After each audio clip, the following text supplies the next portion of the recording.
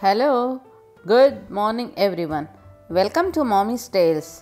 కృష్ణ అష్టమి special అటుకుల పాయసం. మీ అందరికీ తెలిసిన స్టోరీయే. కుచేలుడు ద్వారక శ్రీకృష్ణుడిని కలవటానికి వెళ్తారు.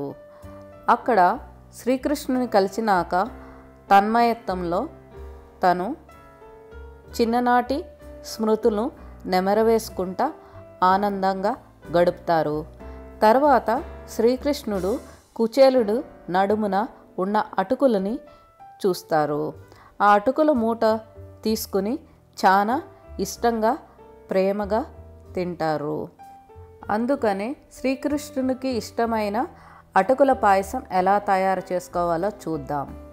స్టవ్ మీద బాండీ పెట్టుకుని 2 టేబుల్ స్పూన్లు నెయ్యి వేసుకోవాలి. నెయ్యి వేడెక్కినాక 1/2 కప్పు జీడిపప్పుని వేసుకోండి.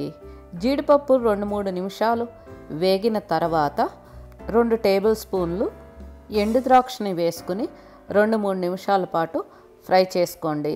ఎప్పుడైతే అవి ఉబ్బటం స్టార్ట్ అవుతుందో స్టవ్ ఆఫ్ చేసుకుని ఒక గిన్నెలోకి ట్రాన్స్ఫర్ చేసుకోండి. అదే బాండీలో 1 కప్పు లావు అటుకుల్ని వేసుకోవాలి. స్టవ్ని మీడియం సైజ్ ఫ్లేమ్లో పెట్టుకుని అటుకుల్ని కంటిన్యూస్గా స్టిర్ చేస్తూ ఉండాలి. 4 నిమిషాల పాటు వేయించుకున్న తర్వాత మీకు అటుకులు కలర్ మారి క్రిస్పీగా తయారవుతాయి. మీరు చేత్తో ప్రెస్ చేసుకుని చూడొచ్చు, చక్కగా కరకరలాడుతూ తయారవుతాయి. ఇలా అవుతే సరిపోతుంది. స్టవ్ ఆఫ్ చేసుకుని పక్కన పెట్టుకోండి.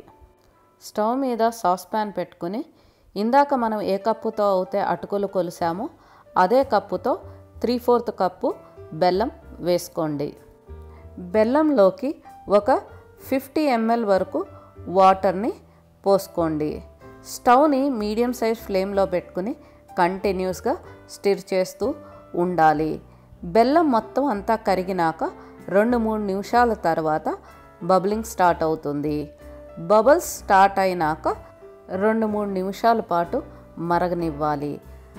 దీనికి పాకం లాంటిది ఏమీ అవసరం లేదు. ఇలా బబులింగ్ వచ్చినాక స్టవ్ ఆఫ్ చేసుకుని చల్లారనివ్వండి. స్టవ్ మీద ఎంటీ బౌల్ పెట్టుకొని దాంట్లో కొంచెం నీళ్లు పోసుకోండి. నీళ్లు పోసుకోవటం వల్ల పాయసం అడుగంటుకోకుండా ఉంటుంది. తర్వాత దాంట్లోకి 1/2 లీటర్ వరకు పాలు పోసుకుని కాగనివ్వండి. పాలు పొంగొచ్చినాక స్టవ్ ఆఫ్ చేసుకుని పక్కన పెట్టుకోండి. ఇందాక మనము 1 కప్పు అటుకుల్ని నేతిలో వేయించుకుని పక్కన పెట్టుకున్నాం. అదే బాండీలో ఏ కొలతతో అయితే అటుకులు తీసుకున్నామో అదే కొలత కప్పుతో 3 కప్పులు పాలు పోసుకోండి.